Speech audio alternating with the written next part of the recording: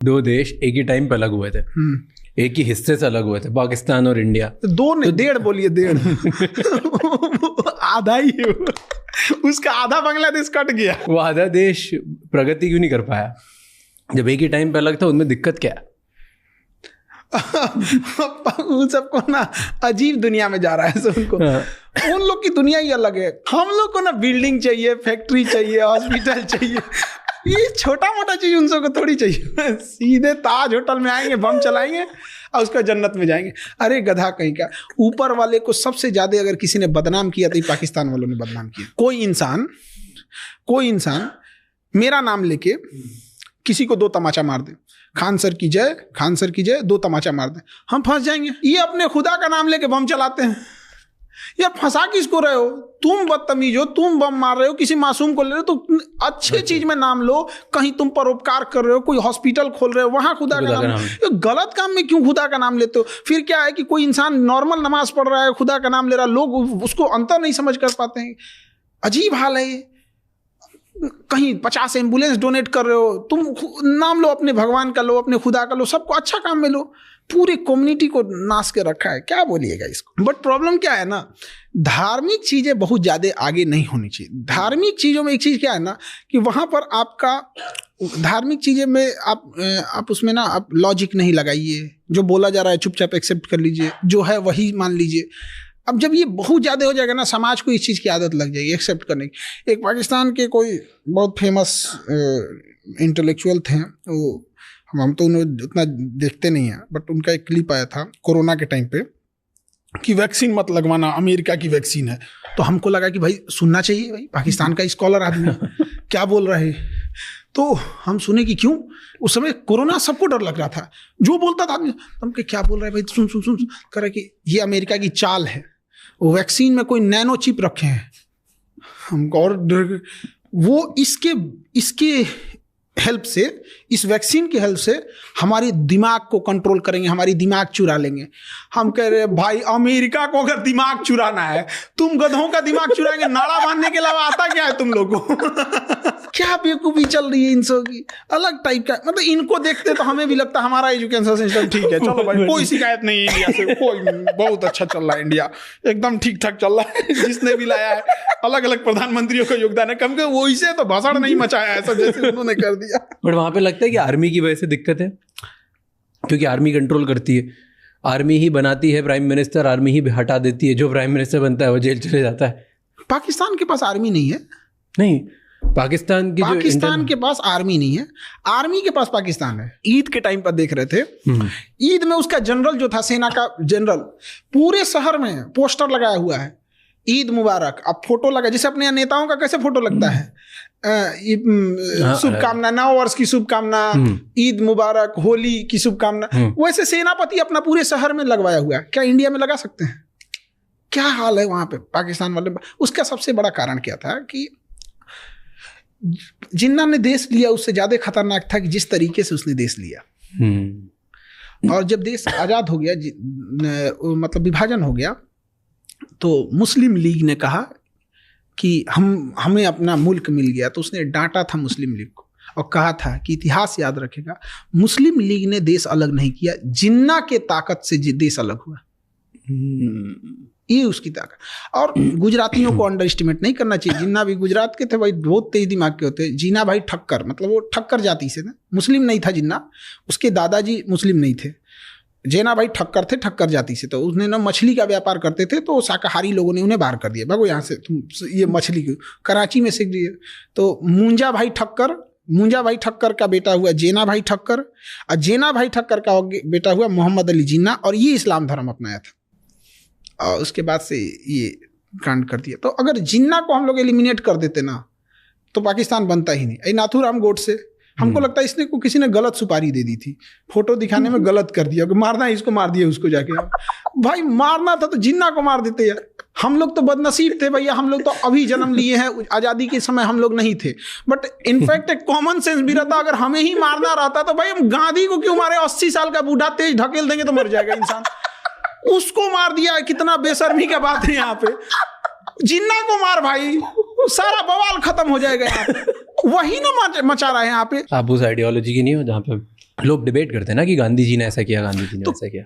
क्या कहाँ कौन से प्रस्ताव में गांधी ने लाया? देश का विभाजन हुआ, CR फॉर्मूला, चक्रवर्ती राजगोपालाचारी लास्ट में थे, सरदार पटेल ने भी सहमति उस समय थी, जवाहरलाल नेहरू की भी सहमति थी, सबकी थी। कारण क्या था? जिन्ना था। सिंपल सा कारण उसका जिन्ना था। जब जिन्ना को लग गया और 1945 में शिमला सम्मेलन हुआ, उसमें जिन्ना की बात ही नहीं मानी गई 1945 में, और वहाँ कांग्रेस में बोला गया तो इसने मोहम्मद अबुल कलाम आज़ाद गए वहाँ पे। तो 1945 में शिमला सम्मेलन में जिन्ना को लग गया कि ये लोग ना आज़ादी देने वाले हैं ना देश का विभाजन करने वाले हैं, ये लोग बस आज़ादी दे के चले जाएंगे। तो जिन्ना ने उसके एक साल बाद 16 अगस्त 1946 को ओपन बोला था, डायरेक्ट एक्शन प्लान, दंगा फैला दिया, हर घर में दंगा, हर शहर में होने लगा, हर शहर में होने लगा। जिन्ना को मारो, खत्म कहानी। एक सिंपल सी बात बताते हैं, जिन्ना को मार देते तो कौन इंसान आता आज़ादी की मांग करने के लिए? कौन था? कोई नहीं। जिन्ना को पूछता कौन है? विप्रो कंपनी के मालिक है ना अजीम प्रेम जी, विप्रो उन्हीं की है। अजीम प्रेम जी के पिताजी थे मोहम्मद प्रेम जी, उनको जिन्ना ने ऑफर दिया कि आप क्या कर रहे हैं वो हिंदुस्तान में, ये आपका मुल्क है पाकिस्तान, यहाँ आइए हम आपको वित्त मंत्री बना देते हैं। हम फोन काट दिया, रख देश बनाया यहाँ पर। इस इंसान ने ठुकरा दिया। 22 करोड़ रुपया दान देते हैं विप्रो से, हमारे रतन टाटा साहब। ये लोग देश के लिए हीरा हैं ये लोग। तो अलग टाइप का था। जिन्ना नहीं रहता तो विभाजन कभी नहीं होता। अच्छा, उसके बाद भी वो लोग क्या कर रहे थे जो विभाजन को स्वीकार कर लिए? बाकी लोग, इसका मतलब आप ये मानते हैं कि वो 80 साल का बूढ़ा जो चल नहीं सकता था, जिसको 2 इंसान उठा के ले जाते थे, उसमें इतनी ताकत थी और आपके नौजवानों में कोई ताकत नहीं थी? दोनों बात आप एक साथ नहीं बोल सकते। तो आप इसको एक्सेप्ट कीजिए। एक और आप कहते हैं कि सारे नेता का योगदान है, एक और कहते हैं यही अकेले सब कुछ कर दिया। आज़ादी की श्रेय में यहाँ एक कोई किसी को दान देता है 2 किलो अनाज, केला, फल देता है ना, तो 4 फोटो खिंचवाता है। एक कोई घर बनवाता है तो 10 फोटो खिंचवाता है। इंडिया मैच जीत जाती है तो लोग फोटो खिंचवाने के लिए लाइन लग जाती है। देश जब आज़ाद हुआ ना, तो सारे लोग जश्न मनाने दिल्ली में थे। गांधी उस समय नोआखली में एक दंगे को कंट्रोल करने वाले थे, और तब लॉर्ड माउंटबेटन ने देखा ना, कहा कि दंगा कंट्रोल नहीं हो सकता है। तब गांधी जी पहुंचे, दंगा कंट्रोल कर दिया। तो लॉर्ड माउंटबेटन ने कहा एक अकेला आर्मी है, वो 1 मैन आर्मी। क्या बात कर सकते हैं उसको, गांधी को? और ये गांधी को गाली दे सकते हैं लोग ना, इसीलिए कि देश गांधी का है, ये देश गांधी का है। वरना पाकिस्तान में रह के जिन्ना को गाली देंगे, मार देता सब। वो बोल भी पा रहे हैं। और हमको एक चीज बड़ा अब सत्य लगता है, उस समय नहीं लगता था। आइंस्टीन ने कहा था कि आने वाले 100-200 सालों में कोई बिलीव भी नहीं करेगा कि ऐसे हाड़ मांस का शरीर वाला इंसान भी भारत में था। उसको पहले से आभास था आइंस्टीन को कि लोगों की मेंटेलिटी। अभी तो 100 साल भी नहीं बीता, लोग गालियां देना चालू कर दिए। गांधी जी का फोटो नोट पे क्यों है? Why do you think? मतलब हर देश में जो फोटो होती है वो एक ऐसे इंसान की होती है जो एक लंबे समय तक देश को नेतृत्व संभाला हो, एक मुश्किल दौर में, लंबे समय तक। कई बार आप देखिएगा ना, मैच में कोई ऐसा इंसान मैच जिताता है ना, ज्यादा रन नहीं मारा है लेकिन मुश्किल दौर पे विकेट को बचा के रखा था। तो गांधी वही खिलाड़ी था, मुश्किल दौर में बचा के रखा था। वर्ल्ड वॉर 1 के बाद उन्होंने जो संभाला यहाँ पे, और गांधी रहता तो मुस्लिम लीग बना ही नहीं रहता। 1906 में ये क्या कर रहे थे? 1916 में जब कांग्रेस और मुस्लिम लीग के बीच लखनऊ में समझौता हुआ, तो सरदार पर ये बाल गंगाधर तिलक जी थे वहाँ पे, उनके उपस्थिति में समझौता हुआ। वहाँ पे एनी बेसेंट थी लखनऊ समझौता में। होने ही नहीं देना चाहिए था उसी समय। अब जड़ मसल के खत्म कर देते। मुस्लिम लीग बनता ही नहीं तो मांगता कौन? जिन्ना। अपने पैरेलल एक संगठन बना दिया। 1909 में मुसलमानों के लिए अलग निर्वाचन क्षेत्र घोषित कर दिए। कौन पागल था उस समय? उसको नहीं पता था कि आप एक एरिया अलग दे रहे हैं, कल को वो देश बना लेगा। यही चीज जब 1932 में इंग्लैंड में रैमजे मैकडोनाल्ड करना चाहता था, महात्मा गांधी वहां गए और टेबल पे मीटिंग चल रही थी, राजा बैठा था, प्रधानमंत्री बैठे थे, गांधी उठ के चले आए। और जब यहाँ आए तो लोगों ने पूछा कि क्या आए हैं, तो उन्होंने कहा कि मैं खाली हाथ आया हूं, लेकिन देश के इज्जत पे बट्टा लगने नहीं दिया हूं। और 1909 में जब पृथक निर्वाचन दिया जा रहा था, तो उस समय कौन गुनहगार था? खैर, जो न गांधी को जान रहा है, न नेशनल फ्रीडम स्ट्रगल पढ़ा नहीं, वो भाषण देगा तो उसको क्या सुन सकते हैं। और सवाल उठाने वाले बहुत लोग हैं बिना पढ़े लिखे। सवाल तो लोग सीता मैया पे उठा दिए थे, तो गांधी जी क्या है? तो गांधी और हम और आप क्या चीज़ है? इस समाज का उसूल है, जो इस समाज को उठाएगा समाज उसको मार देगा। चाहे महात्मा बुद्ध को जहर देना हुआ हो, चाहे अब्राहम लिंकन को मारना हुआ, चाहे सुकरात को हो, चाहे ईसा मसीह को सूली पे चढ़ाना हो, या फिर इमाम हुसैन को का कत्ल करना हो, या फिर गांधी को गोली मारना हो, या सीता मैया को अग्नि परीक्षा पे बैठाना हो, ये समाज उसी को उंगली उठाता है जो इसे सहता है। इस सब मामले में कृष्ण जी ठीक थे, इस सब मामले में सबसे ठीक ठाक है, दुर्योधन ज्यादा नहीं। क्यों ठीक थे सबसे? ऐसे क्यों? ये सब एक उनके लिए एक फिक्स था कि भाई एक लिमिट से ज्यादा कूदोगे तो काम खत्म कर देंगे यहाँ पे। इतना नहीं यहाँ पे कि कौन रथ से नीचे उतर गया था, मारिए इसको, तो काहे भाई इंसानियत। जब द्रौपदी का चीरहरण हो रहा था तो इनका इंसानियत मर गया था। टिट फॉर टैट, ये सब चीजों में ठीक थे। आप कौन से किसको फॉलो करते हैं? हम सबको सब।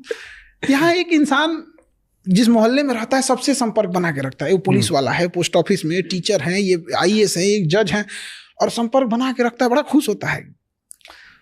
तो फिर इतने बड़े बड़े भगवान से क्यों बैर लेना भाई? सबसे मिलजुल के रहो, कोई दिक्कत कभी आएगी तो खुल के बोल सकते हो। और क्या ये बताइए, अगर कोई क्रिश्चियन है वो वाहे गुरु से कहे कि हमारी मुसीबत में आप, मेरी मुसीबत है, हमें इस मुसीबत से निकाली, तो क्या कहेंगे? तुम क्रिश्चियन हो। इंसानियत सबसे बड़ा होना चाहिए, सर्वोपरि। अभी देखा जो बिल के ऊपर बात हो रही है, वक्फ बोर्ड बिल, वो क्या है ना कि रिलीजियस चीजें जो होती है ना, जैसे CANRC आया था ना, ऐसा लग रहा था कि दुनिया पलट जाएगा, तो ये हो जाएगा, तो वो हो जाएगा, देश के लिए ये वो, पता नहीं क्या हुआ, पता ही नहीं चलता कुछ आपको। मतलब कुछ GST आने वाला था तो इससे देश का विकास हो जाएगा, ये हो जाएगा, वो।